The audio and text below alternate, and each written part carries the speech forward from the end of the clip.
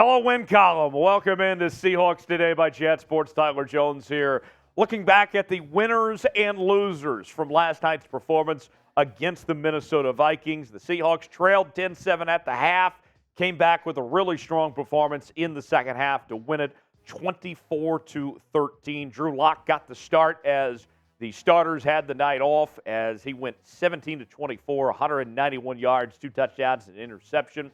We also saw Bryant Koback get some time at the running back position. He was solid, 6 carries for 32 yards.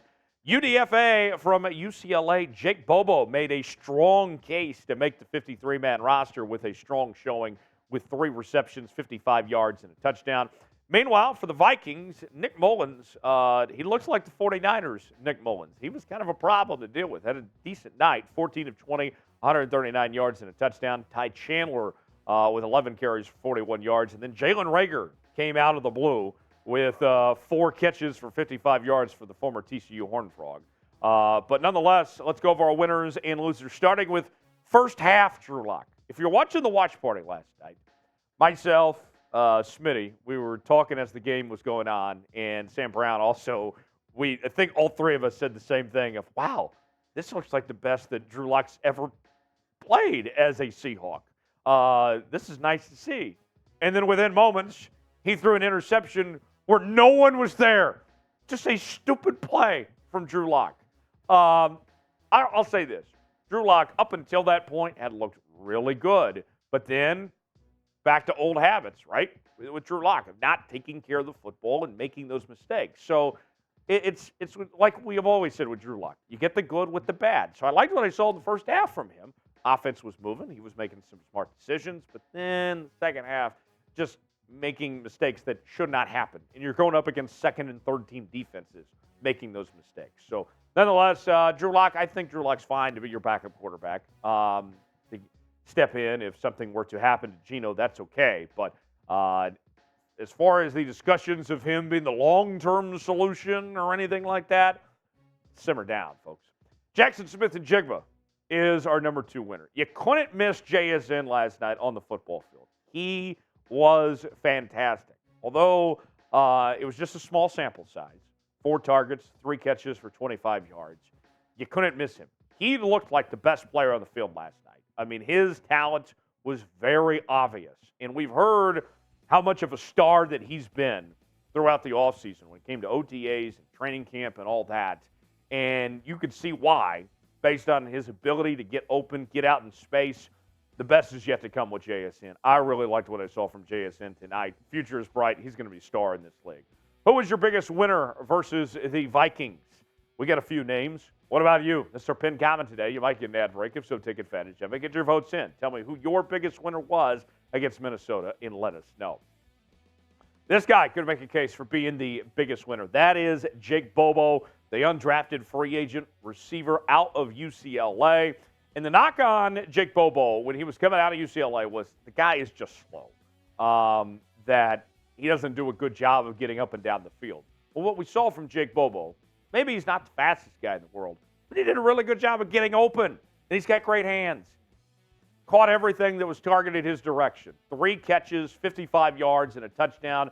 Jake Bobo made a strong case to make the 53-man roster. And when we talk about Dee Eskridge, with what's going on with him and that 6-game suspension, everyone's starting to wonder, what about Dee Eskridge's future? Could Jake Bobo be a better option? I hope we see more out of Jake Bobo because that was a strong start to his campaign to make the roster. Maybe he ends up on the practice squad, but whatever it may be, hope he stays around in Seattle for a long time. Bryant Koback makes this next spot, the running back that you looked at this running back room. There was a lot of questions for Seattle with all the injuries that piled up, and Koback was solid. 6 carries, 32 yards, also really good in the receiving game with 43 receiving yards. And you think about these injuries that have stacked up, Kenneth Walker right now, Kenny McIntosh, obviously you got Zach Charbonnet came back and all, but more than likely, just based on the pure numbers, you're probably going to have an open roster spot when the season begins of somebody probably being down. And so a guy like Bryant here has got a chance potentially to make the 53-man roster that you weren't planning to otherwise because of those injuries there. And he made a pretty decent case with showing that dual threat ability, both as a runner and as a receiver. Last winner on the list, he has been the most improved player this offseason, according to Pete Carroll, and that is Boye Mafe. And the thing that I liked about Boye Mafe, he was everywhere, right? It wasn't just as a pass rusher. He was good in run defense. And that's the thing that we've heard about Boye Mafe is that he does everything well. And the unofficial depth chart that was released going into last night's game had him starting at outside linebacker ahead of Darrell Taylor. And that raised some questions of why, when Darrell Taylor is coming off a season with 9+ sacks, well, Darrell Taylor might be a good pass rusher, but he's not good in run defense. Boye Mafe last night showed that he can do it all and had a really strong night. Hopefully there's more to come from Boye Mafe there. Folks, we had an incredible time on our watch party here on the channel last night as we were live for the entire game, did a little post-game show. We had a few beverages on hand. It was a dandy last night. Myself, Smitty, Sam Brown, and that was just our first watch party of the year. We're doing this throughout the rest of the preseason and every regular season game as well. So make sure to join us. Not only are we keeping you up to date each and every day with daily news and rumors, but we're going to be live for these watch parties. We're doing our live shows during the week as well. Subscribe now for free. Turn on notifications for the latest happenings in your Seattle Seahawks. We got it covered right here on Seahawks Today by Chat Sports, youtube.com/SeahawksTV. Now the secondary. Not the best of nights from this secondary. Nick Mullens picked them apart piece by piece with his performance. 14 of 20, 139 yards and 1 touchdown. They were leaving guys open a lot. Now, granted, you look at the secondary and there's some injuries. There's some guys banged up right now for sure.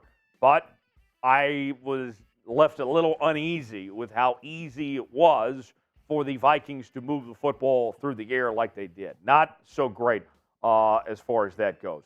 Also on the loser list, got to include Dee Eskridge here. And for me, it's because of, with the speculation out there about his future and the way that Jake Bobo stepped up in that fashion. Now the hot seat is as hot as ever when it comes to Dee Eskridge at this point in time as far as what his future goes and where things are at with this suspension and the rest and everything.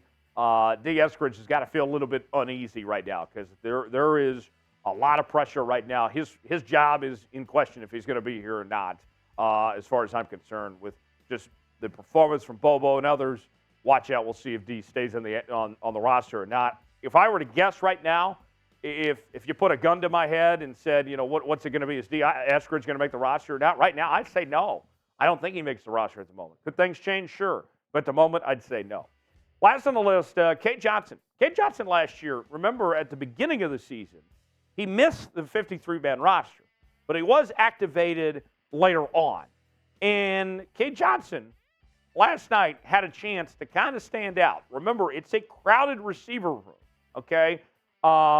There is opportunities for guys to step up and try to make their case of why they belong in this crowded receiver room. And Cade Johnson is right there on the border. Could go one way or the other of if he makes this roster or not. And the last night, didn't have a reception. Had 1 kick return, got 17 yards, nothing that impressive. Missed opportunity for Cade Johnson last night to make an impact and make his case of why he should make that 53-man roster. How would you grade the Seahawks' performance against the Vikings? The first half, when they were down 10-7, we saw some good things the way they finished that first half. I would have said B-. But then the way this team finished with the plays they made in that second half and the adjustments that they made accordingly, it felt like a regular season game last night, that the energy was in the building and these guys were playing hard. I'd give it an A-. I thought it was a very solid night. Was it a perfect night? No, because of the slow start that we saw to this game. But a lot of optimism, I think, for this Seahawks team going forward. Grade it for me in the comment section. Keep subscribing to the channel. We're very close to 39,000 subscribers, just about 40 away or so from reaching that milestone. Help us get there. Stay locked in. Got another watch party coming up next week. You will not want to miss it. We'll have you covered. Stay tuned here on Seahawks Today by Chat Sports as we cover the Seahawks each and every day here on the channel. We'll see you next time. Have a good one.